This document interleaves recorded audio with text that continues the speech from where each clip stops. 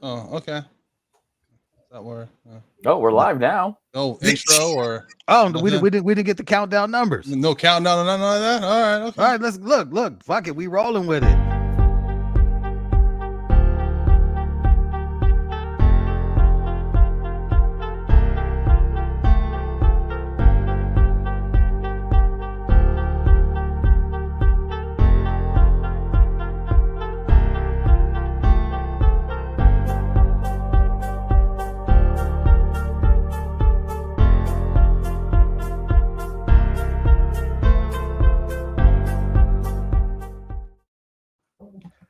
Nerds and geeks, in the words of Wolverine, let's fucking go. It is the Saturday nights of the Nerd-O-Roundtable. Yours truly, King Nerd Infinite to all the sharp in the building. Thomas talking Cunningham, what it is, good sir.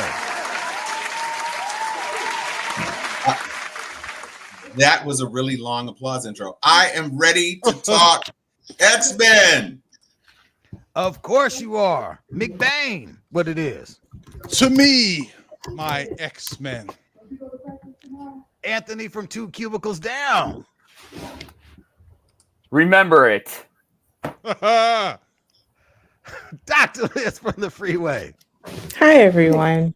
All right. So, what I am going to do is I am going to allow the conversation to unfold as it may, because unpopular opinion here, I don't like X-Men 97. I fucking hate the show. To me, the show is whack as shit. I stopped watching after that Attack on Genosha. I was like, fuck this show. This show is whack. No, This shit is trash. This show is not. This is not what I grew up reading. This is I get it. It's an animated series, and back in the day when y'all were kids, you may have liked it and all that, but fuck that. It is an affront to all X-Men comic books. The story writing is the bastardization of every X-Men story that's out there. So I personally say, man, fuck that cartoon, man. Fuck that cartoon and everything about it. But I guess I'm not the target. It's for people who back in the day were like, we don't have anything animated, and actually the series came out at a time when animated series were really on the downslide. A lot of animated series were whack. So yo, fuck that show. But that's just me. It is just you, So, my brother. Literally. Just look, you, literally. You guys have at it. Look, Yeah. Okay, first of all, a yard. Okay, Twala, I love you, my brother, but fuck that. Fuck everything you're saying. Okay, this show was hot. It took me back to when I was a kid again. I love all the Easter eggs. I love the fucking cameos. I love how fucking dark it was. It got to a point where like they were doing shit that didn't even make sense. For instance, when Jean Grey became Phoenix, I was like, how the fuck? Really? Out of nowhere? I was like, that's fine. I'm cool with it because the show was that fucking good. I fucking loved it, dude. They even showed a fucking cameo of Cloak and Dagger. They even answered the question about what happened because Mary Jane. Exactly. Because Spider-Man 94 ended on a cliffhanger. They finally answered the question. Apparently, Parker found the real MJ. I don't know how you fucking don't like this show, Swallow. I get it. I get it. You just fucking said it. You said I was a kid and this was everything to me. I was not a kid when it came out. I was already way past the prime of watching animated series like that. Okay, I was well into anime, and so for me, when it came out, the shit was childish. It was a childish telling of the X-Men comic books. None of those stories. The show back then was childish. The show grew up. It grew up with me. They dropped fucking hints for fucking Onslaught. Dude, like everything about this show is fucking chef's fucking kiss. You are tripping. Okay, wait. Sure. Wait. You're saying a lot right now. All I will say, Twala, is that in the indelible words of P. Diddy, take that, because you are completely full of shit. The thing about this movie, and I was not a fan of the original animated series because Twala and I are in the same age cohort, and I thought the animation was trash. I didn't like the changes they made to the stories. I hated what they did with Days of Future Past. I thought Jubilee was completely gratuitous. There was no way Jubilee makes the lineup of an X-Men cartoon because she just wasn't that important. And it was tokeny, and Bishop had a yucky Jerry curl weave, and it was just not what I wanted out of an X-Men cartoon. I liked a lot of the other Wolverine in the X-Men. I like there are a lot of other X-Men animated series that came out later that I enjoyed more. However, that being said, what this version did for me, even though the early episodes were very rocky, by the time we got to episode 5, which was the Genosha episode, that episode is so dark and adult and dealing with huge themes and the horrific, monstrous nature of the humans that created the Sentinels that ultimately sent them to kill those people on that island when they were just there dancing and being Wakanda-ish and trying to live their lives. And all of a sudden, Godzilla Sentinel Master Mold comes up and literally blitzes the fuck out of an entire island of mutants. I was like, oh, so we're doing things with this series. And then, even though Storm should have been there because she got her powers back in the next, I let that alone because by the time we got to 7, 8, 9, and 10, my contention is hands down, fuck what you heard. Those episodes plus the Genosha piece is the best X-Men movie that has been filmed to date. Period. Hands down. There's nothing even close. It was that strong. Magneto scaled up the way he's actually supposed to be.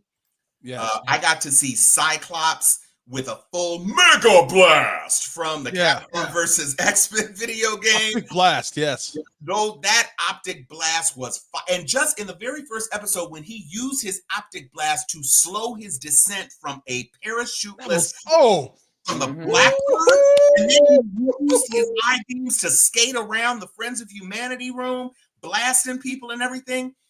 I enjoyed that. Again, I didn't need Jubilee. I really didn't need Sunspot at all. I thought the Mojoverse half episode was trash. It was trash. They absolutely rushed Goblin Queen. But again, the only reason they did that was that the reason to have her at all was to give us Cable, because Cable was important. And so I didn't care about seeing Inferno played out over a season like it would have had it been the entire arc. I understood that it was about Cable. And once I got Cable, I was like, okay, I get it. And by that time, we're headed right into Genosha, and Genosha was a gobsmack. And then we had a little bit of a breather to get Charles back to Earth. And then we just hit overdrive. And everything, seeing Wolverine's adamantium pulled out of his body, seeing Magneto EMP the entire planet, seeing Bastion as a full-on badass, seeing Mr. Sinister have every piece of stolen DNA stripped from his body mercilessly by a briefly Phoenix-empowered Jean, having the OG costumes, the little moments that Morph had when he did Morph Smash, and then he mimicked Jean Grey to help Wolverine heal, and Asteroid M. I enjoyed all of that.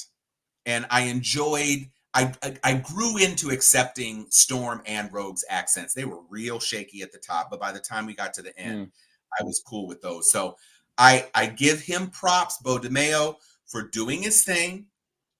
It was on whole, when I count what I consider to be episode 1, which is a really solid introduction, episode 5, which is the Genosha Massacre, and then 7, 8, 9, 10.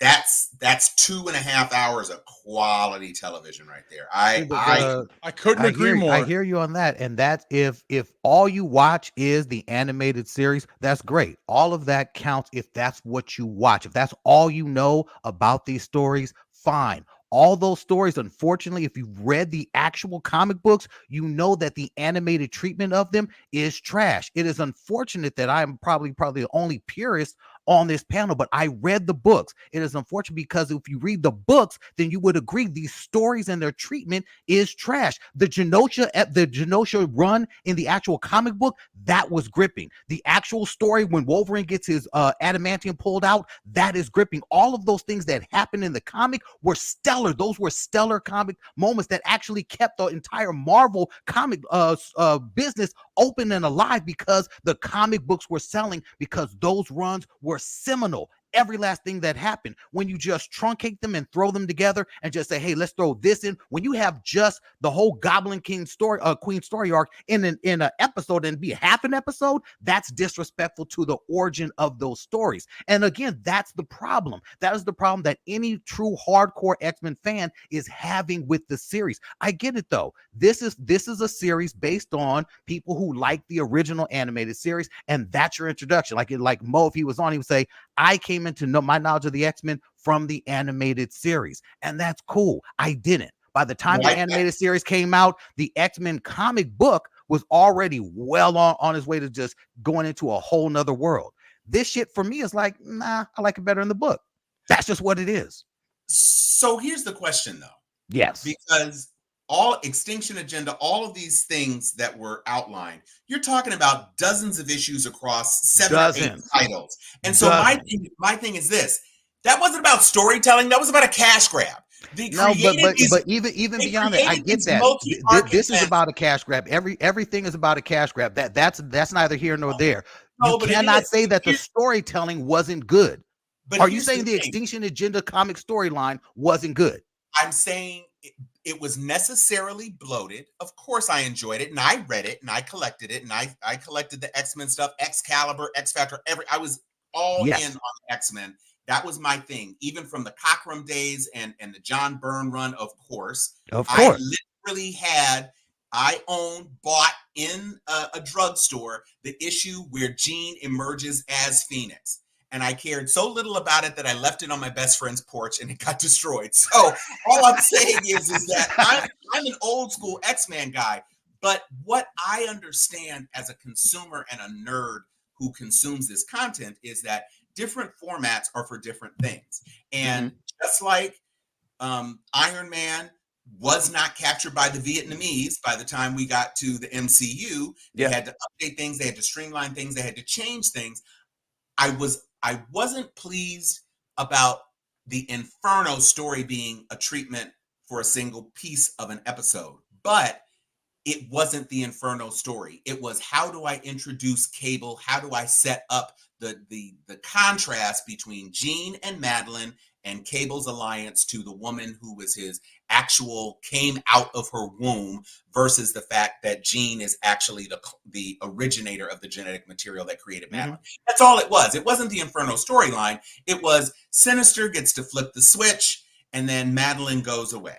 That's what it was. But the way they flipped all of these stories and the way they changed how everything happened, you didn't even have to do that because nothing is following any of its original storytelling. And that you cannot say that is what's been happening.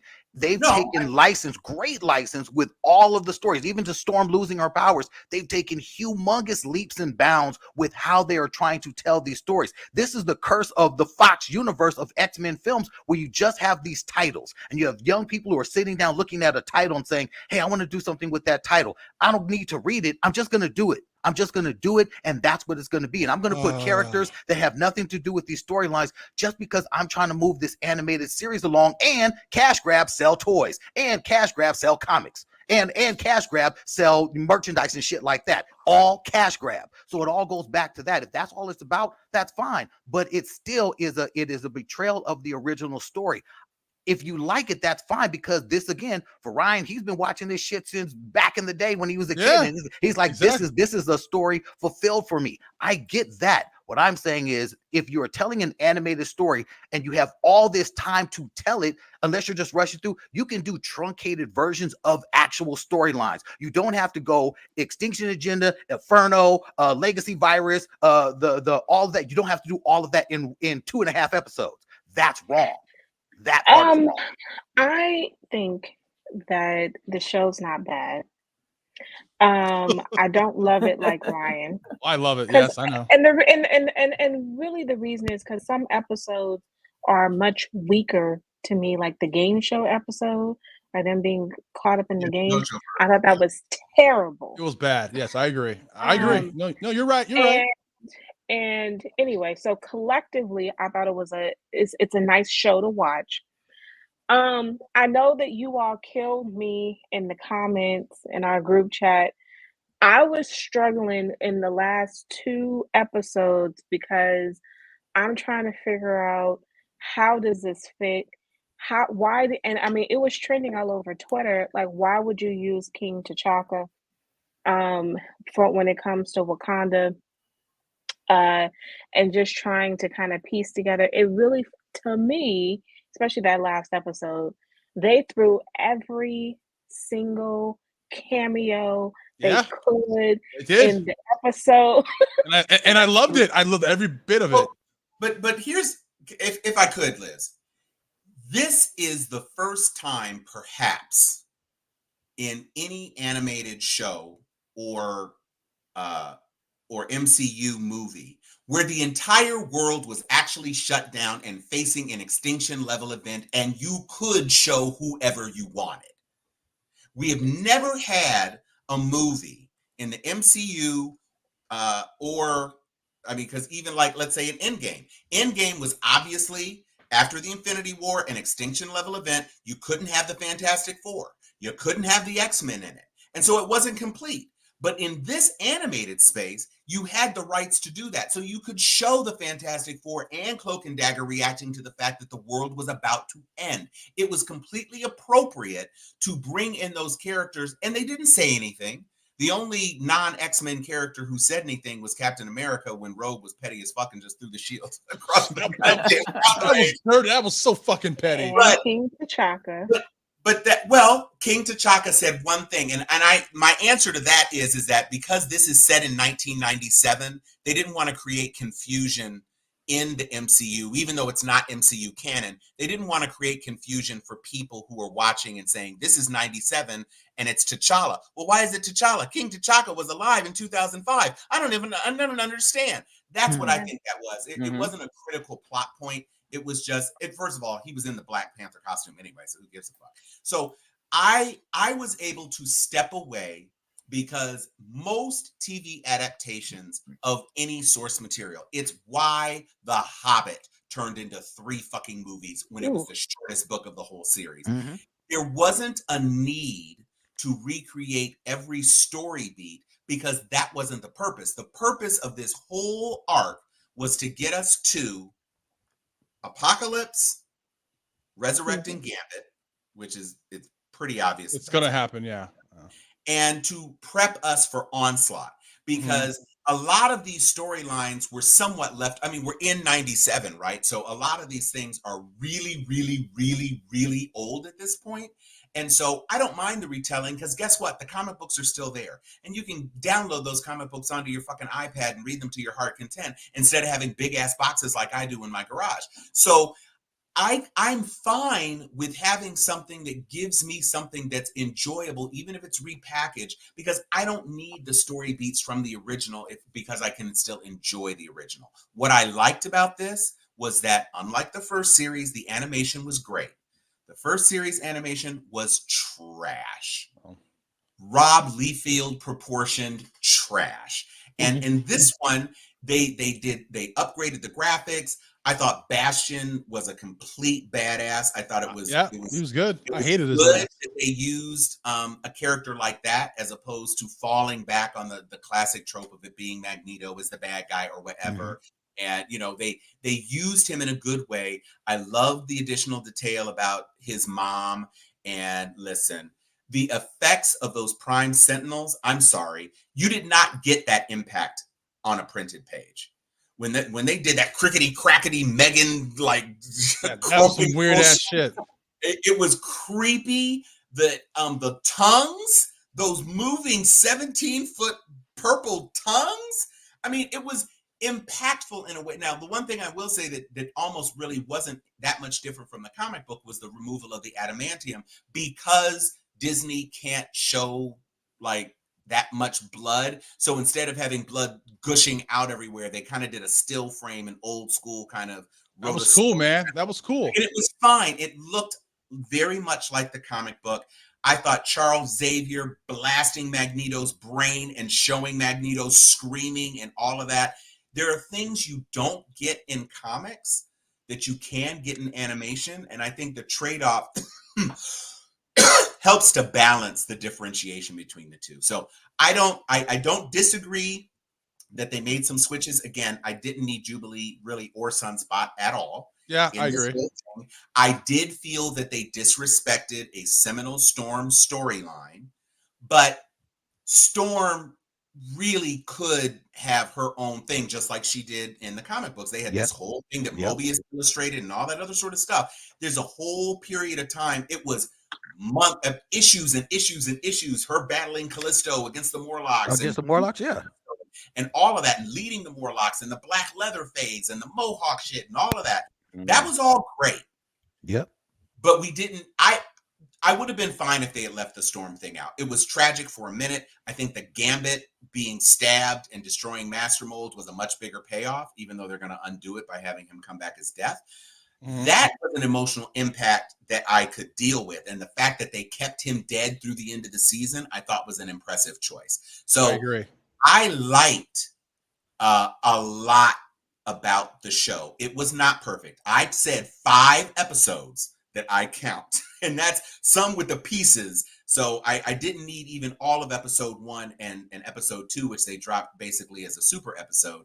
But pieces of that, cutting out Mojo verse, really cutting. I didn't need Storm to lose her powers. I would have been just as happy to have her and Forge just kicking it, and then she comes in after Genosha if you were going to do all that.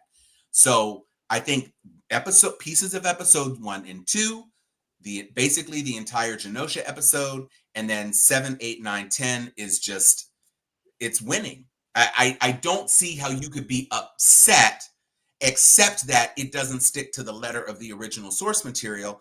But as a piece of filmed entertainment, and when I compare it against what everybody thinks is probably the best X-Men movie, which was United, I think it kicks the shit out of that, because they fucked that up too. For me, it doesn't have to stick to, I don't expect anything to go from the source material and be beat for beat. To me, the choices that they made for these stories that I hold on to this day as being some of the greatest stories told on the printed page. With some of these stories, the choices that they made were to me, they were just whack ass choices. And for me, the dialogue, hearing the characters, hearing them speaking, hearing Wolverine, hearing Storm, a lot of these voices, they threw me off, and I said, you know what? Yes, I'll come back to this. The shit was just hard to watch, and it was grating. Cyclops' voice for me was a bit grating. I liked Magneto's voice. I thought the damn Gambit voice work was a joke. The Rogue voice work was laughable. The shit was straight laughable at best. And so for me, I was like, I can't even take this serious, because listening to them, if I would have just watched it with the subtitles going, that might have been better. But hearing any of those characters speak, that was really, really bad. But hold on. This is like the first. Hold on, right? Because one person we have not heard from, Anthony, is Anthony. Anthony has not had his say. Sorry, Anthony. My bad, Anthony. No, all right. I'll piggyback off T. The voices, some of them I just couldn't. I could not get into them. I still can't get into them. I'm not feeling some of these voice actors. I can get beyond that. The things that say, I'm also going to defend the original X-Men cartoon. Yo, they did not have a Disney budget back then. This show is backed by Disney money, Disney dollars. They're going to be spending whatever funds they need on this show to keep MCU going, whether it's on TV or movie. They're going to put whatever they need to keep this thing going. I felt the writing was great. Magneto's speech at the end of episode 1, make me not let you down. Come on. Like his monologue was a very good evil-esque portrayed as a good guy monologue. He's sitting there telling him, like, hey, I'm trying to be good here. I'm trying to be, I'm trying to work with y'all. That's what Xavier wants me to do. but I can squash you at any moment. And then he proceeds to do that after he shuts down the Earth's gravitational or magnetosphere. But I mean, stories were good. Voice acting can't get behind. I mean, I'm not feeling them. The Rogue was hard. Let's see, Rogue was hard. Jubilee was tough. Yeah. Wolverine just really didn't have that behind it.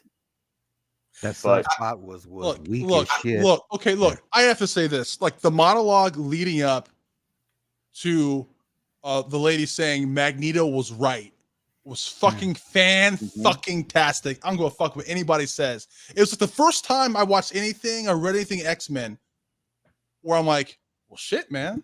They're really behind Magneto here. They're making me think like, yo, they're gonna go in a whole different direction. Like Magneto was right. Because he fucking like the point, dude. That monologue is beautiful. It's fucking chef's fucking kiss, and the fact that he did all that shit in his fucking draws makes it fucking that much fucking more badass. Look, we didn't need it in his. Yo, we man, need him in his speedo, his European-esque speedo. Okay. We didn't need. But here's the thing: y'all can like fucking say that Thanos is the fucking king if you want to, but fucking Magneto's out there saying y'all gonna get this work in his draws, and then he was like, "Yo." All lights out, motherfuckers. That shit was fucking gangster. I love that monologue. I listened to it like 20 times. I'm gonna give amazing. I'm gonna give Twala and Anthony their props because the single worst episode in this entire run was when they ended up on Muir Isle and they had horrible Irish accents, horrible Cajun accents, horrible swamp rat accents, horrible German accents, fake Canadian accents.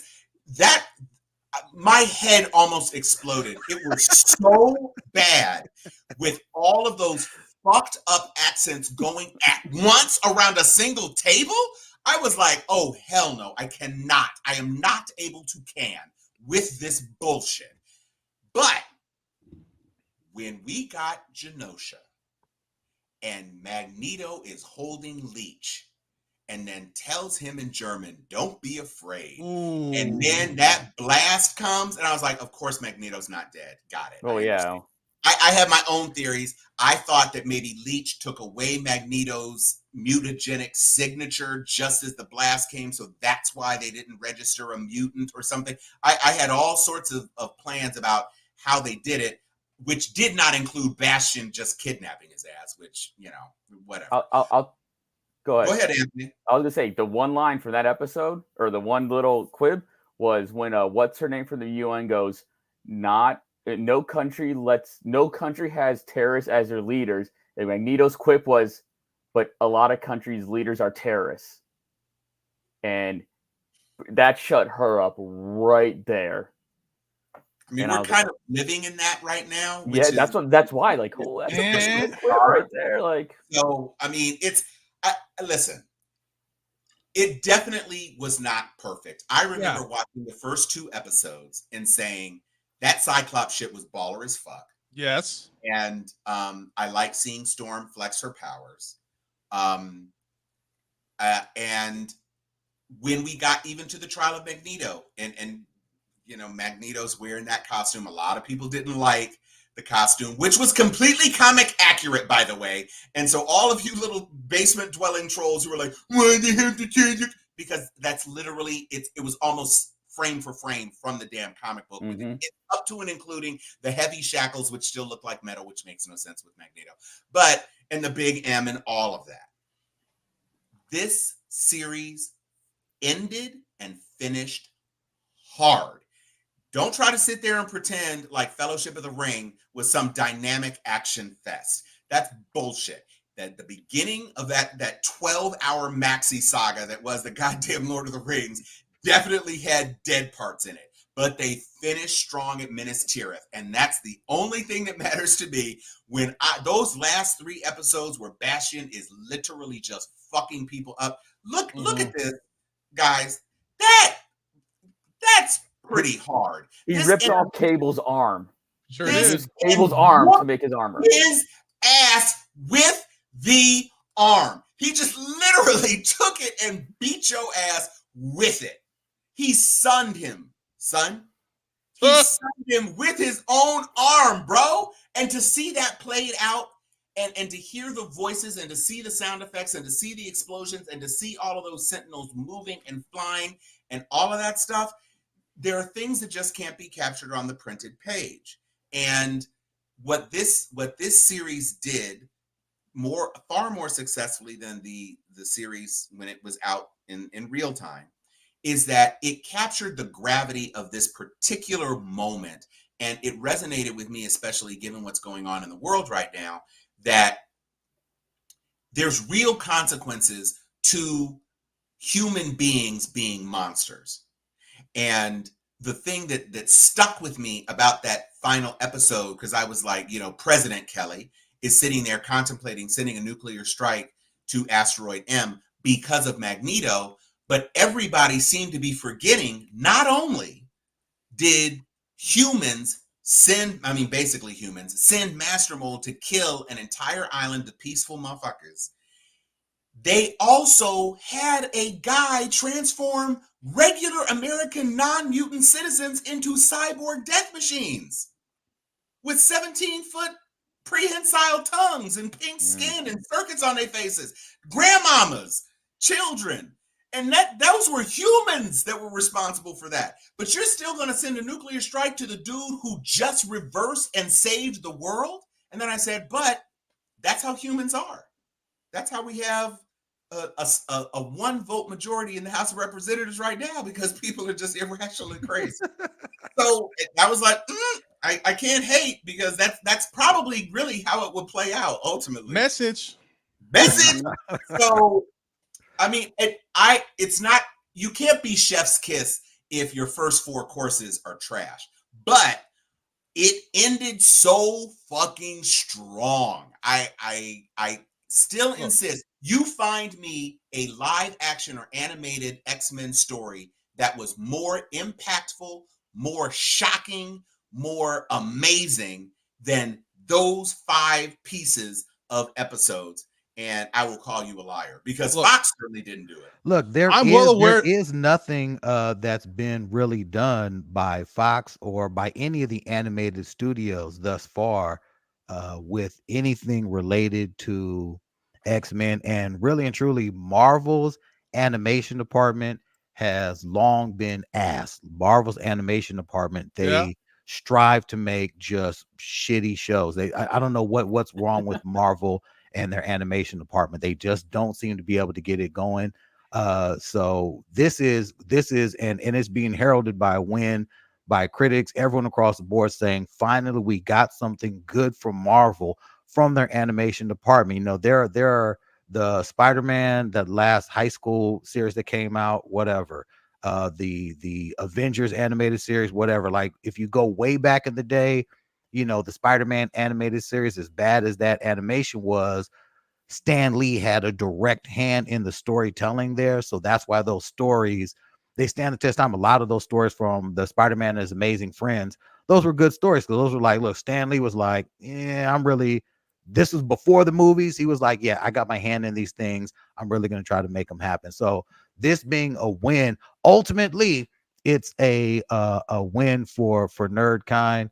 And if McBain is happy, then the world is happy, because there's less violence in the world. Okay, so I will admit I'm very, very biased, and you bring up some good points, but the show just made me happy, man. I don't have to tell you. And actually that's actually a good thing. I mean, because it's, again, like I said, the animated department at Marvel, they have really, really been suffering. And true indeed, DC, their animated department, they have fallen off. A lot of their most recent stuff is like real suspect as far as the quality, as opposed to when DC first launched their animated universe, and it was just like, what the fuck? They're killing the world with this. So this being a win for them, my only hope for this, and the only thing, because me walking away with it, is if Marvel Studios is in charge of all things that are happening, be it television, be it film, whatever, I only hope that when it comes to an actual X-Men film, that they will take the time and break away from any existing story. And that has been my I go back to anything we've ever said. I've always maintained that it is damn near impossible to tell any existing X-Men story. It is damn near impossible. Tom mentioned this, 20 minutes ago. These stories are vast. Every single X-Men storyline, from crossover universes, going way back. Days of Future Past, the Morlock Massacre, Extinction Agenda, the Legacy Virus, all these stories. These are incredible stories told across not just 15 different comic books, but told against different comic titles and all of that. I have long maintained that the only way you can have a successful X-Men story, film, animated series, whatever, is to actually break the fuck away from any of the existing stories that are out there. You have the characters, get some incredible writers, and tell new stories. If you know the basis, if you know that these are music, you know the world hates them, you know the fighting, tell new stories. Don't say we're going to call this the Extinction Agenda and don't give us the Extinction Agenda. Give us, a footnote in the Extinction Agenda. Don't do that. That is an affront to the fandom. If you say, hey, this is the X-Men animated series, just tell fucking animated stories. There's got to be creative enough writers. There's got to be writers out there who can just tell new stories that advance the overall brand of the X-Men. That has been the problem I've had long. All of the films that have come out, even X-Men First Class I hated First Class because I'm like, this is not the First Class. To me, that type of stuff is what I've always had a problem with. Is don't give us anything related to any actual story from the X-Men. Just don't do it, because it's got too rich of a history to go into. Give us brand new stories and you can win. You go in and again, I know for a fact my problem. This is something my brother was telling me. He was like, dude, man, you're too attached, man. You're too attached to the comics. You're too attached to the source material to even enjoy, because he's sitting there like, dude, I fucking love that shit. And I'm like, you would, because you don't know shit, but it's like that's the cross to bear versus the MCU, which said from the beginning, we are telling a new version of these stories. The MCU has never made any bones about we are trying to be comic accurate. They did, well into Endgame say, hey, we're off into our own thing, but they weren't trying to be, because they said, hey, we're going to take these stories and we're going to modernize them and we're going to give you a universe unto itself. The MCU is its own universe. But I gotta give a little pushback then, because they did things like the Civil War, which is nothing like the comic. No, and I get that. And for me, when they even said Civil War, I was like, please don't do that. Please don't do that, because you literally can't do Civil War. You can't do it any justice. What they did was it's Civil War, semicolon the MCU, because that was nowhere near the Civil War. Just like me, I'm like, don't ever do World War Hulk. If they do World War Hulk, it is going to be horrible, because you cannot do the things that were happening in World War Hulk, and they're already threatening a World War Hulk film. You just can't do it. Don't do it, because you're not going to get it right. You're just not going to get shit like that right. I want to speak to a couple of comments that are in the chat. And I think we put up Jose Sandoval's quote before, but Jose Sandoval is really on Team Ryan. He's basically saying that he was hating that the commentary that was going out about X-Men 97 prevented him from watching, because he was convinced that it was going to be ass. And then he watched it and he had tears in his eyes because he was so happy, because it delivered on the promise of what he wanted. So that this is like a notch in Ryan's belt. James Wright asks, did anyone see Justice League Crisis on Infinite Earth 1 and 2? And while we're talking about things that completely fuck up an epic story, Crisis on Infinite Earth is butt rich trash. Damn. Was that bad? I am sure that those Blu-rays were found in the refuse bin of Drake's mansion. It was that bad. Wow. Okay.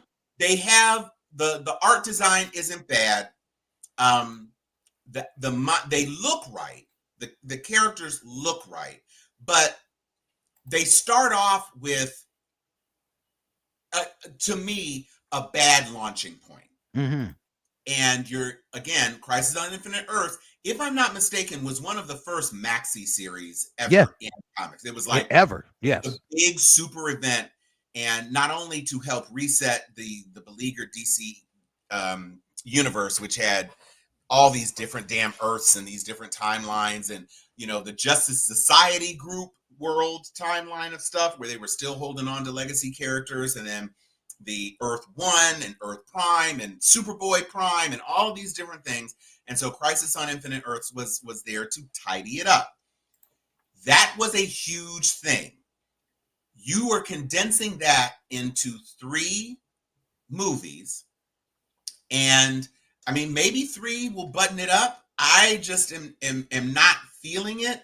And for that to be something that was designed to include almost every character in the damn universe of DC, it's even worse than what you're alleging over here on X-Men, because at least the X-Men storylines were tight around a group of 20 odd characters. Right. You're talking about hundreds of characters on all these different Earths, and Psycho Pirate, and there's no they kludged a whole bunch of stuff together in a completely unsatisfactory way for me, James. So I will just say that I had, and I love George Perez's pencils. Again, I'm a kid of that era where I was still going and buying physical comic books. Right. And Perez was one of my favorites. He was arguably my favorite DC artist. John Byrne was my favorite Marvel artist. I didn't really like Cockrum, but I loved the X-Men so much, so I was into those pencils. I liked the lettering work of Chris Claremont was an excellent storyteller. I'm just saying there's lots of things kicking and firing on all fronts in the 80s with comic books. And, I loved Teen Titans because of Perez. It was just all of these things that kind of tied together for me. I'm going to push back a little bit on the slander against Marvel Animation, because What If? Are we saying What If was trash? Because I didn't think What If was trash. What If was wonderful. No. What If was a solid story. What I'm saying is the history of stories. Yeah, the history of Marvel's animation. Oh yeah, sure. The history of Marvel's animation going back. I said I'm talking about going back in the day. Right. One of the only thing that was really, really solid storytelling, even though the animation, you look at it now and it's like, what are we watching here? Was Spider-Man and His Amazing Friends, because of Stan Lee's influence. But a lot of those animated series that came out back in the day were all bad. Every single thing they did was bad. And not everyone is as on board with Marvel's What If as I would have expected. I thought the storytelling in Marvel's What If was great. This X-Men animated series right now, X-Men 97, it seems, at least in the social medias, people are absolutely in love with this, and this is something that has got folks who are fans of just all things X-Men and non-fans alike saying, hey, this is good, this is great. Hopefully this will do it, because we all know for the longest time the only people who are really, really killing it at animation was DC. Even from back in the day, Batman the Animated Series, Justice League Unlimited, all of their animation from back in the days, I'd say from the late 80s on, was phenomenal. DC has excelled at animated properties as a whole. There have been a few, like the X-Men anime series. I don't know if you've ever watched that on Netflix. That's great. The animation is great. Storytelling is really good. Even their Blade animated series and the Wolverine series, those are some really, really good things that they did. But that's kind of like that's not for everyone doesn't know about those. As a whole, DC has always been killing it. Marvel, they've usually given us shit when it comes to animation. So now they got to win. I will go so far as to say that there hasn't been a DC movie as good as the best DC animated feature movie. Oh, easily. Absolutely. Yes. If they had done Wonder Woman based on the animated Wonder Woman movie that they did, the first one, that would have blown Patty Jenkins. But first of all, I wasn't a fan of how they set up Wonder Woman. But if they had done the animated version of Wonder Woman, the animated version of Green Lantern, the animated I mean, there were so many. I mean, the animated version of Aquaman, all of those animated movies were phenomenal. Even that Flash movie that they did, I'm like, did you not watch the Flashpoint animated was great. movie? Yeah, absolutely. Animation kicked the shit out of Ezra Miller. Absolutely. I mean, So it's I haven't watched the and I actually bought them and just have them sitting in my queue on my Voodoo account. I haven't watched any of the Justice League movies. I also haven't heard anything really good about them either. So I kind of bought them and I'm like, well, when am I going to have time to watch them? There are a couple. The Justice League versus what I think it was Justice League versus Teen Titans. Yeah, and that's a descendant of the original writing, the Justice League versus that, and even the Window Savage movie is worth watching. I mean, there's a bunch of there's a lot lot more wins than misses on the animated side. By the time they got to these latest ones, where they did the 3-parter, that wasn't awesome. And this Justice League Crisis on Infinite Earths is trash.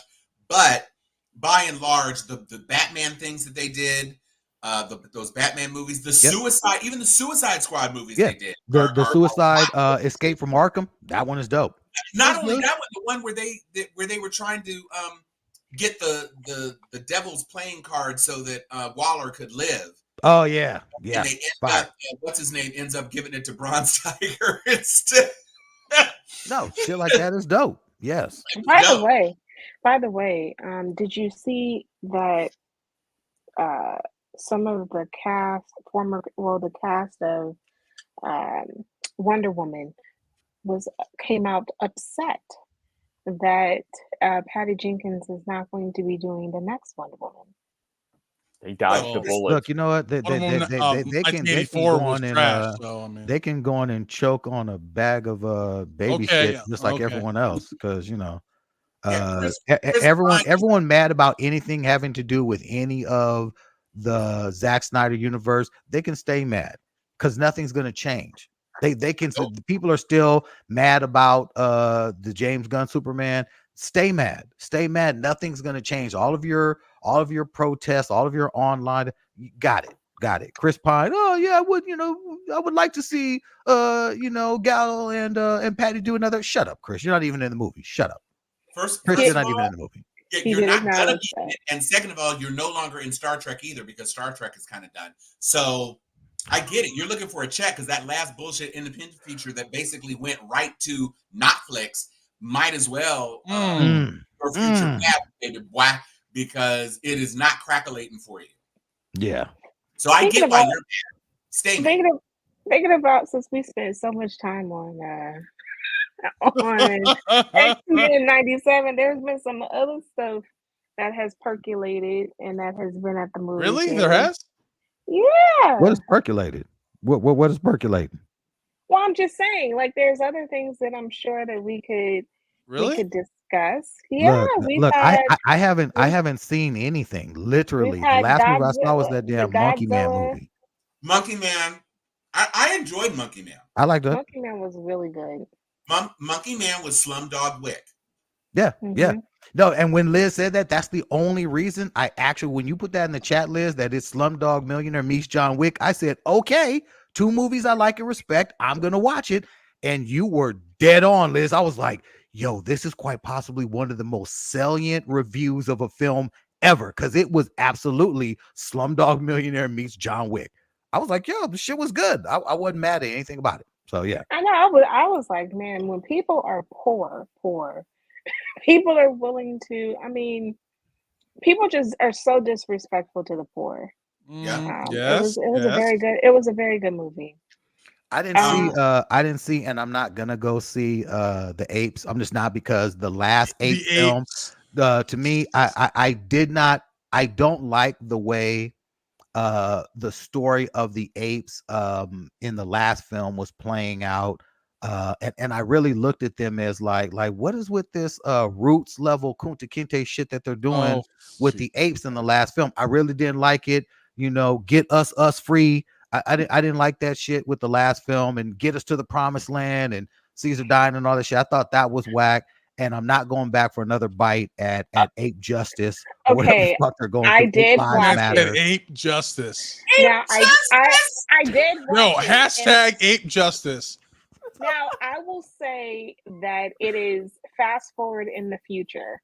So it is a new person named Noah, who's the ape, who this whole thing is centered on. And my biggest gripe, and I have a large gripe, is that it is 2 hours and 30 minutes. And my God, I felt every minute of the 2 hours and 30 minutes. Because what was the thing that makes me so angry is that I was like, I have no idea what the point of this movie is until we get closer to almost 3/4 in the movie. Then I'm like, oh, okay, I get what we're here for. But and you know, I don't like apocalyptic movies. So you're gonna get me in the whole. So I guess in a few generations, people forgot to know how to speak, and No, and the everything virus. The The virus. virus took away their Virus. ability to speak. Well, I'm telling you what happened in the movie. No, but That no, No, that's in what happens the in the last movie. movie. I Yeah, hear in the what last you're movie. saying, but I'm telling you that in this film, they're saying that in the last few hundred years, they don't know how to speak. Yeah, because of the virus. Okay, well, I'm telling you what the movie said. Charlton Heston show up at the Like, end. like to me, that would be weird if all of a sudden they were able to speak. Because And I'm like, I'm going in the to last pause. film, Well, like, I'm ugh. going to pause you on that because so you're getting to see the different tribes of apes, and so clearly we're like, okay, so they're different, the different tribes, and then the orangutan, and the orangutan is like the person who remembers Caesar, and he's almost like a worshiper of Caesar or elder of. Mhm. Anyway, so there's the attacking of the apes from one tribe to the next tribe, and this one big ape is supposed to be trying to do all of this for the ape, even though he's killing them, and he's collecting uh, people and hounding them up like slaves. And anyway, so by the time you get to where you're like, okay, now I get it. I'm a spoil the movie. You do get to see that there is a crew of people who are very sophisticated, that is clearly just like regular humans, that are all around the world. They're underground in Yeah. bunkers, and here we are. And it does make you feel, at the end of the day, I'm not sure who the big villain is. I think we go back to being humans as the villain. Oh But yeah, I mean that was That's how Planet of the Apes, the original Planet of the Apes 2 ends, is the Alpha and the Omegas tribe detonate the bomb and kill everybody. okay, but I'm telling you that what they're trying to do is you're seeing that the whole premise is this one person is out with Noah, and Noah trusts her, and uh and because this guy is collecting all these other tribes so that they can break into this big vault, and in the vault is supposed to have all these secrets or whatever that's going to make the apes just as intelligent as people. So it appears that all of these apes have no idea that people had the ability to speak and do whatever, and they were above apes. And so this one human is now sitting there saying that we're going to they're doing all of this work to try to get to get them to not have the intelligence so that they can become on the same level as humans. So you're back to, I'm not sure, clearly there's this tension between, why shouldn't we have just as much of intelligence? We're just as intelligent as humans. And she's like, This is people stuff, not animal stuff.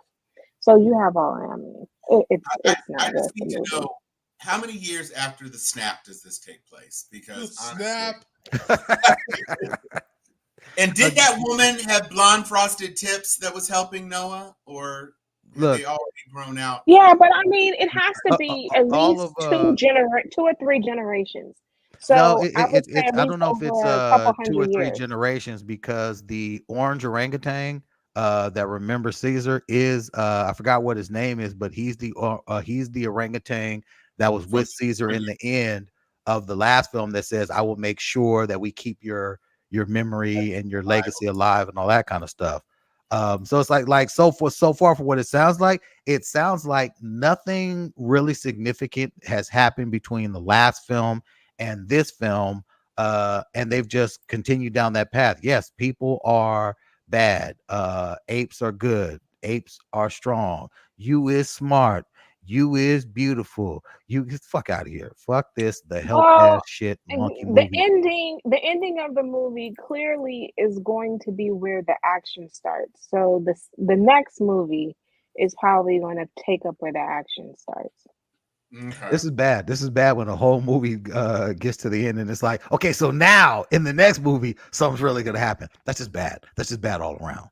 And again, this is why this film, I mean, look, the Apes movie, it has made some significant money in the box office, but it's made significant money in the box office with a humongous deficit of shit coming out.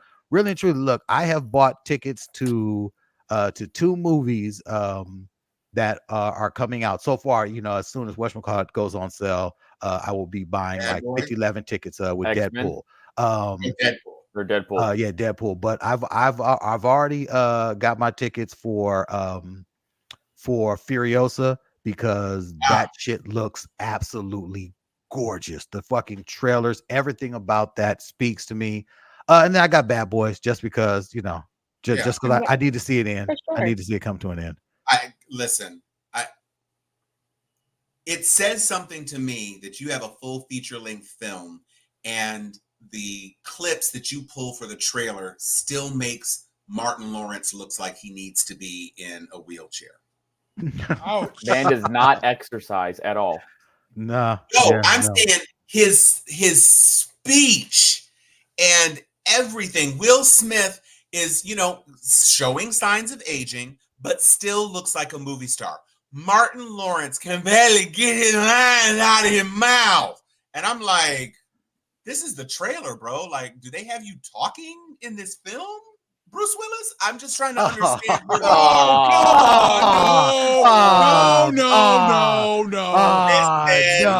First of all, Bruce does not know what I just said. We're fine.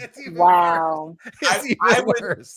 I saw Abigail, which you really do know what it is from the trailer. I mean, they left nothing on the floor, so you don't need to see it, because it's basically that. It's what that is, with the guy from Downton Abbey turning into a vampire at the end. Okay. Done. Gentlemen, Ministry of Ungentlemanly Warfare. I just saw that today. What if Superman and Jack Reacher killed lots of Nazis? That's what it is. Okay. That's I mean, with Guy Ritchie's frenetic filmmaking style, lots and lots of bullets and lots of Nazis getting killed, which is fine. You can't go wrong. Can't go wrong. And actually, Based on true story. Loosely, I'm gonna go with a very loosely based. More loosely than X-Men 97 has been. But what I will say is, I was not expecting Jack Reacher to be able to basically successfully do a Danish accent. I was pleasantly surprised, because, you know, he's just this big muscle dude, and I continue to say, you could have done worse casting than choose him to be Captain America, because my God, that dude is big as hell. He looks like somebody gave him some super soldier serum and Vita Rays. And when he goes on his first killing spree, he's using a bow and arrow. He's using knives. He's using freaking machine guns. This dude is Oh yeah. Uh-huh. Yeah, I mean, look, it's available on Amazon Prime now. So, I mean, now it's Yeah. available Yeah, I to, saw it to on stream. So Amazon. I'm like, okay, I think Yeah, I'll no, stream go that on tonight. ahead. It's definitely an enjoyable Guy Ritchie romp. So if you were looking for a romp and you don't think there's anything out in the theaters that you want to see, then that's fine. We talked about Dune at some point, right? Dune. Nope. Yeah. Okay. No. Just very quickly because we're at an hour. No, we talked about it when you weren't here because we collectively don't like it. my You bad. the Yeah, only that's right, one yeah. who does like it. That's so state your case real quick, Tom, because yeah, no one liked that shit. All I will say is that as a fan of the source material and as a fan of Denis Villeneuve's art design, I found it, and a fan of Zendaya, Yeah, same. I found it to be a very satisfying translation of a book that is super challenging to capture. David Lynch failed. When I saw the David Lynch version. David Lynch was trying to create Star Wars and create a new franchise. And so he put a whole bunch of stuff in there that did not exist in the book. Yeah. What Denis Villeneuve did was say, look, this is a very textually dense book. I'm going to strip some of that out, go to the core story, and give you beautiful visuals. And I think Timothy Chalamet Ding Dong is good casting for Paul Atreides. They ended it differently than the book because they launch into this attack from the other houses, and we are headed into jihad. That's what the next bit is. And I, unlike most sci-fi franchises, the Paul character, spoiler alert from a book that's 40 years old, Paul dies. But he dies after like thousands of years. It is a very different franchise to try to translate because normally you'd expect, there's 5 books or 6 books, and then you could bridge off into House Atreides and House Carino and House Harkonnen. You could do all of that stuff, and so there's a rich lore, but you won't have the characters. Chalamet is not going to be in the 3rd movie. Zendaya's not going to be in the 3rd movie. None of the stars that are in this movie anchoring the franchise right now are going to be in the 3rd movie. Why is that? Because They die. Well, Duncan Idaho eventually comes Yeah, back. because he gets cloned. Yeah, it's clones upon clones upon clones. Clones, yeah. Children of Dune takes place so far in the future of the original setting. Like Chani dies. That's Zendaya's character. Chani is dead. You better bring on some good stars for the next one. Jessica is gone. I mean, it's like 1,000 years have passed. Okay. And Paul is turned into a damn sandworm, and then his kids and Alia, his sister. I mean, there's a whole lot going on. The drugs were hitting his ass by the time we got. But see the thing, and I mean, this goes back to what Tawala is saying as a whole, is that at the moment people are not, this post-COVID world. If I'm spending money on a movie, it's going to be based on people that unfortunately that I really want to see.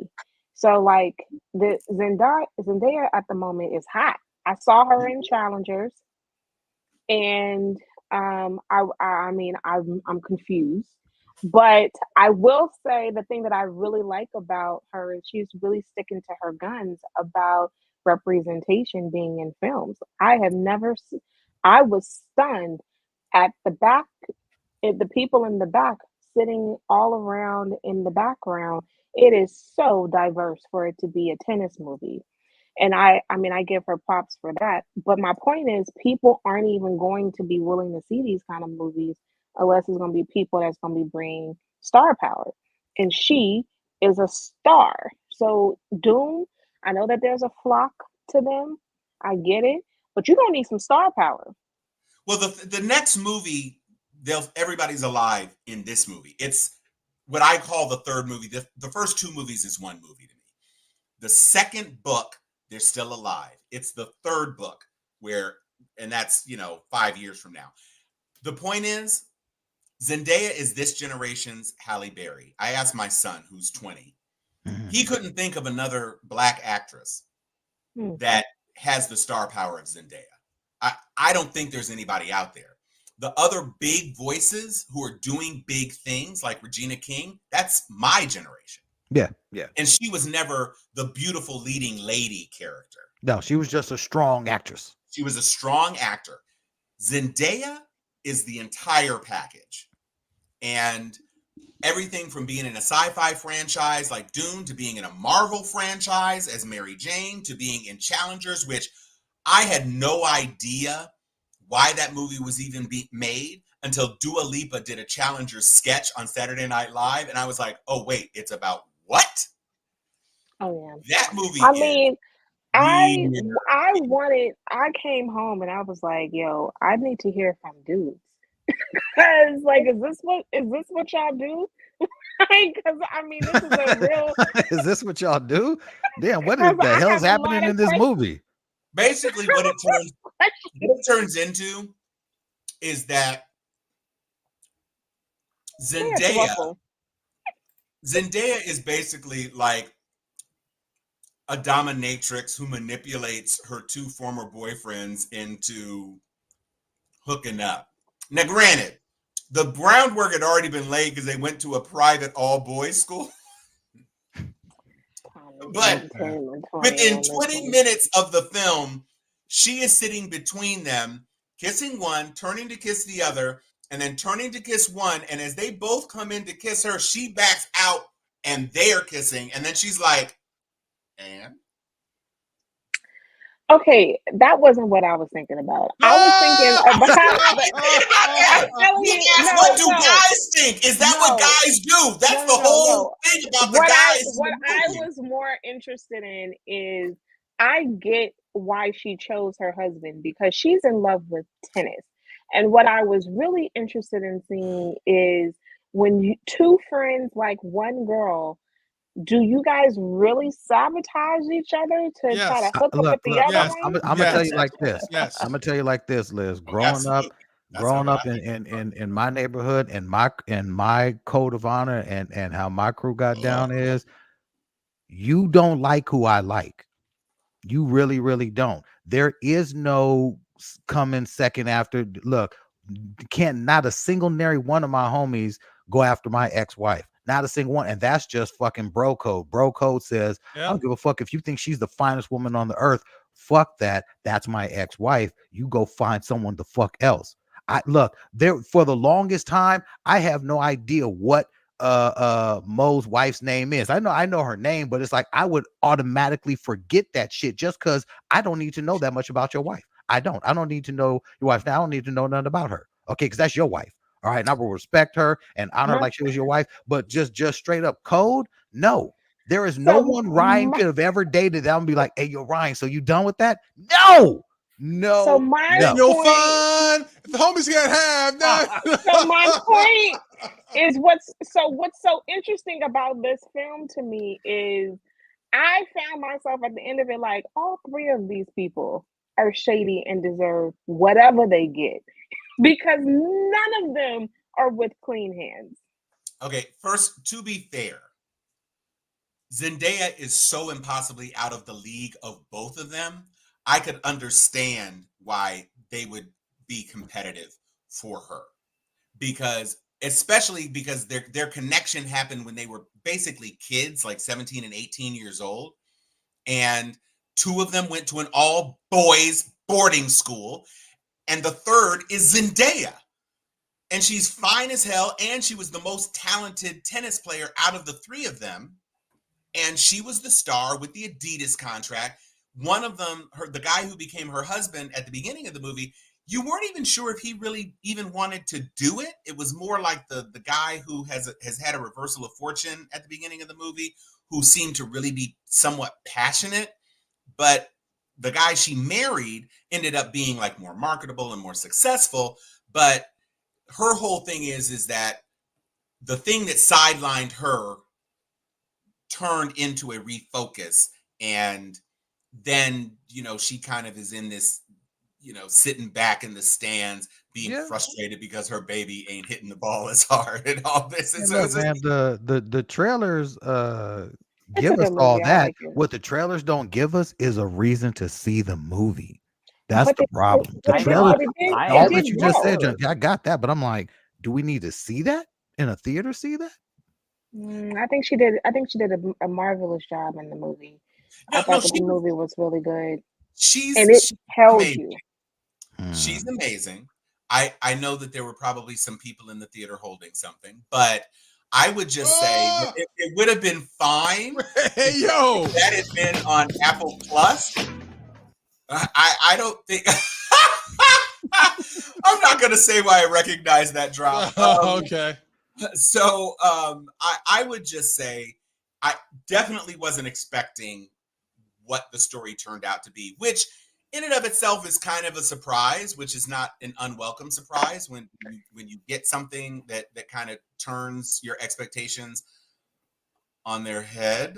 I Okay, would so say I it's also Okay. talked. I also talked to Moving some along. people who. I also talked to some people who were part of the tennis world and on the tennis circuit in this way, and they were like, "Yeah, this tracks." And I was like, "Oh, so y'all just ruthless? Like you and are we in this little clique of ruthlessness to each other?" And they're like, "Yeah, Hmm. got it." All right, outside of Zendaya and her weird tennis threesome film, what you watching, Anthony? Bad Batch.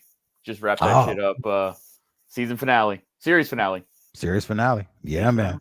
Yo, that shit got me. That That shit was hit me hard. hard. That was hit a hard hard. that Yeah. little epilogue at the end. That shit was hard to watch. Yeah, yeah. It's weird how much you've gotten caught up into those characters and how when they hit that epilogue, you're like, damn, dude, I feel like I've like, you know, grown up with this little girl. Like you watch because it's just her story and the whole arc when you get to the end. Like I expected some different things, but like yo, some folks was dying that did not come back, and I was like, oh, that was oh, wild. this is harsh. To chop off his hand? Yo, They yeah. just, hey, you won't be needing this. Yep. Whack Fuck right it. there on the spot. Fuck it. Yeah, that's some really amazing Star Wars storytelling. And again, one of the best moves that Lucasfilm has ever done is to put Dave Filoni in charge of their storytelling. Dave Filoni, he gets us. He's ensuring that we're gonna get quality stories because that they ended Bad Batch on such a high note. I'm like, you motherfucker. And the Star Wars, the Tales of the Empire, that That was shit is good. Yep. Star Tales of the Empire is really, really good. What you watching, Big Bang? I finished Jack Reacher season 2, which was fucking amazing, and then now Yep. I'm on Fallout, trying to finish that off. Okay. Hmm. I didn't get past the second episode. Does it get better? I think it's good, but like again, I'm biased because I played the video game. So Okay. I mean, it's not bad. It's not bad, but it's just like I was like, I watched it. I was like, okay, I'll come back to this. I just after that second episode, I was like, it didn't make me like want to come back immediately. Like I'll watch some other stuff before I spend some more time on this one. Okay. Dr. Liz, what you watching? Apple TV. Take us inside the world of Apple. Actually, Apple TV has had some really good things. I think I mentioned Manhunt. Manhunt is terrific. It's ended. Mm. It's about Abraham Lincoln, the assassination right afterwards. I mean, you know, his assassination and trying to find him. I thought that was really good. And as opposed to Franklin, I don't dislike it. It's just that it's just not that interesting. But in spirit of John Constantine, Sugar is actually really good. It just wrapped up. But it's if you are interested in watching some like old noir kind of feel, investigator kind of feel, then it would be the perfect TV show for No, wait, you. what is Sugar about? Because I saw you mention that in chat. I'm like, I have no idea what you're talking about. It's about the main character is investigating old Hollywood. There's old Hollywood asked him to come and a member of old Hollywood asked him to come and investigate. His granddaughter is kidnapped. There's a lot of of twists and turns in the show, but it is filmed just like pretty much like a 1940s, 1950s kind of Dick. What is it? Dick Tracy kind of feel, Mhm. kind of Okay. a show. It's actually really good. I didn't anticipate some of the turns it took. I'm not sure if some of the turns are things I liked, but I was like, what in the heck? But I do like the overall show itself. But yeah. And last but not least, they have a really good show that has just started. For those of you who are interested in Huey Newton, Don Cheadle is actually directing the show. And it is I Big should have pulled cigar. it. Big Cigar. Oh, okay. That's what that's about. Really Okay. good. Okay. All right. What you So, watching, Tom? so I want to invite people. It dropped its first 3 episodes. I want to invite people to take a look at Dark Matter, also on Apple TV Plus. So it's kind of leaning into the current obsession with the multiverse, or like sliding doors, alternate paths of people's lives, and but like times infinity kind of. Joel Edgerton, whose face is very odd to me, is the lead, but it's definitely a bit more dynamic than the other Apple TV sci-fi high concept show with the guy from Parks and Rec, Severance. It's a bit more energetic. It's certainly more energetic than Foundation. You talk about source material that isn't translated very faithfully, but I didn't mind Foundation. It just wasn't my Foundation.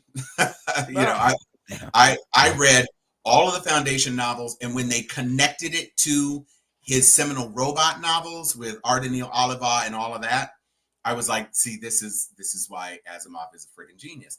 But the current Foundation thing, it kind of lives on its own, and that's fine. I don't mind things living on their own as long as I have access to something that I can enjoy in a different way. And Foundation is literally a book that I can't imagine being filmed in any coherent way anyway. So you might as well just say, this is how we're going to do it, and either follow me with it or don't, but this is what we're doing. And I think in that capacity, it does kind of succeed where it might otherwise not. But so give Dark Matter a chance. I'm also plodding through the last season of Suits that they have on Netflix when Gina Torres and the Duchess of Essex left, and the second tier lead of the show all left kind of at once. It was like, so who do we have? We have Lit and we have Harvey, but it's just not the same show. But Dark Matter I think it's a 10 episode run. The next episode is about to drop, so you'll have 4. So if you want to try to maybe potentially get hooked into something, that's something that you can do. Nice. I think for me, the only thing I've been able to find time to watch has been, my anime Saturdays. There's a series called Solo Leveling. It is next level anime. Solo Leveling is the absolute truth. If you're a gamer, and you are into anime, it's Solo Leveling is the truth. A new one that just dropped that is blowing everyone away is Kaiju number 8. A story of a world where kaiju are almost an everyday occurrence, except you have national militarized forces who are fighting them, and one hapless wannabe kaiju fighter, he happens to ingest a kaiju and then becomes a superpowered humanoid kaiju, and it's fucking some amazing storytelling. Demon Slayer is back after a long ass hiatus. Demon Slayer is killing it. And One Piece, the Egg Island arc right now, they are doing some of the best storytelling in One Piece ever. I know a lot of people will agree. There is a lot of filler. If you're a fan of One Piece, you know that there is a lot of filler that you had to get through the end of the Wano arc, and now to get into the Egg Island arc. But it seems like every single episode of the Egg Island arc, the animation is through the roof, and it's not filler. It is some consequential storytelling. So One Piece, I'm trying to think what else is out there. There's Shangri-La Paradise. That's really good. Another video game inspired anime. It's good watching, but we're all waiting for, oh my god, and I haven't had a chance to watch them. Letting the episodes build up, but My Hero Academia has returned, and so far the word on that is it's stellar. But I'm just want to wait for a bunch of episodes of that to get into the hopper before I start, because My Hero, it's addictive, it's crack like, and I can't just have just one episode because I'll lose my mind. So I want there to be at least 4 or 5 in the hopper before I start watching that one. So that's me. I know next week Furiosa drops, and something else drops next week.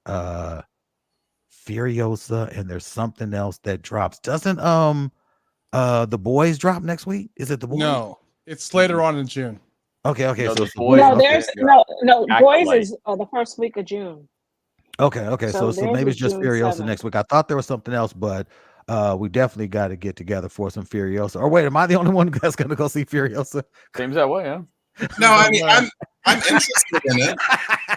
Anthony's like, yeah, seems that way. Yeah, The Boys season 4 drops next June 13th. Oh, next week is the Garfield movie, which I'm not going to see. But That's I saw a screener of the Garfield film. Me and my daughter went to like one of those advanced like test screeners, and it is an amazingly good animated film. It is really, really stellar. And it does something that almost seems like impossible to do with a story as old as Garfield. As long as they've been telling Garfield stories, they redo the Garfield origin, and it's very, very good. The humor is very, very good. The animation, it really, really works. It's like, this is one of those ones that I know for anyone who's got young kids, you go and check this out, you're really, really gonna like it. And even my daughter, at the time we went to go see it, this is a few years ago, a couple years ago, she was 12, and she was like, I literally cannot wait for this to come out. And she's been asking me, she was like, so daddy, we're gonna go see Garfield when it finally comes out so we can see the finished product, right? I'm like, yo, you at 14, as like when I pick you up and all you're doing is like, wait, I'm almost done with my makeup. I hate everything. The world sucks. Everything should burn except for my makeup and Billie Eilish. Okay, so look, but if she wants to see Garfield and actually wants to go with her father to go see it, I'm like, that's a serious movie, because teenagers are the worst, man. Teenagers. So Sam Jack is Garfield, right? Chris Pratt is Garfield. Chris Pratt is Garfield. Samuel Jackson is his dad. Oh, okay. Yeah. He's not John. I know. No. Okay. I know that I'm so interested. Can't wait to see Back to Black. I'm going to see that on Monday. That looks interesting. I mean, I hear disappointing things. Yeah. Her best friend thinks that it focuses way too much on the ends. Yeah. Well, shit. Well, then we will return as soon as humanly possible. Right. Because really and truly, the summer right now is owned by Deadpool, and that's it. Like Deadpool is gonna own the summer. There's a few films that will come out, but whatever. No, Furiosa is a nice way to kick off, the Memorial Day, whatever. Yeah. Because I loved Road Warrior. I didn't see Mad Max before I saw Road Warrior, and I liked Thunderdome. Not the least of which reasons is Tina Turner in a mesh bodysuit that made her look fabulous. But I didn't really understand the continued mania, which is basically thirsty white people in the desert 6 times. I don't get it. I don't understand why it's such a cultural touchstone for people. I thought Fury Road was cool, but it didn't have Mel Gibson in it, and the guy, what was it, Tom Hardy? Yeah. Tom Yep. Hardy. I don't know. It just wasn't the same. I almost would have preferred to see a grizzled Mel Gibson as the warrior, as Mad Max, and just kind of transition it off to Charlize Theron. But now they've taken the Charlize Theron character, but recast her as the younger Anna Taylor-Joy. Taylor-Joy. That's a Joy. prequel. Yeah. That's why. No, I get it. I understand. I just don't know why I need this movie.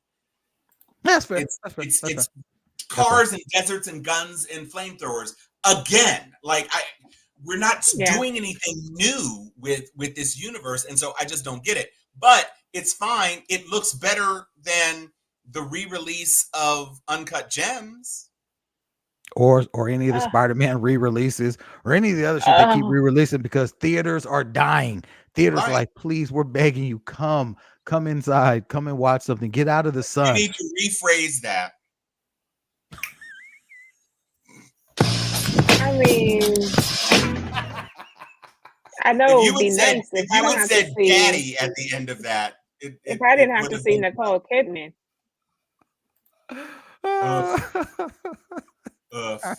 On that note, On that note, on that note, take us out, Anthony the brave are always the first to die. McBain.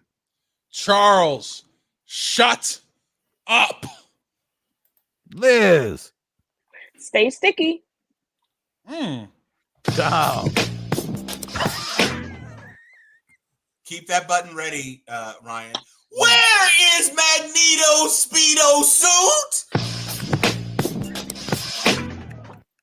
Excelsior. Y'all are wild. Y'all people are insane. I don't know what.